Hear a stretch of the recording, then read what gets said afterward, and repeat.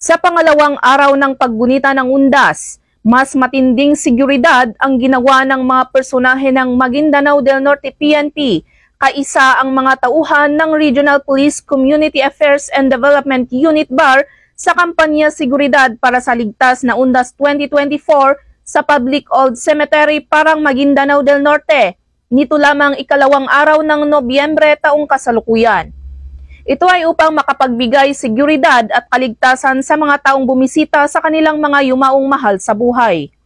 Dagdag seguridad din ang binigay ng mga tauhan ng Bureau of Fire Protection at Barangay Peacekeeping Action Team o BPATS. Kasi ang iba, ginalinisan. Siyempre maglinis din tayo para wala naman sila, manatiling malinis. Patuloy pa rin ang pagbabantay at pag-iikot ng mga kapulisan sa naturang sementeryo upang masiguro ang kaligtasan at ayusan ng paggunita sa undas.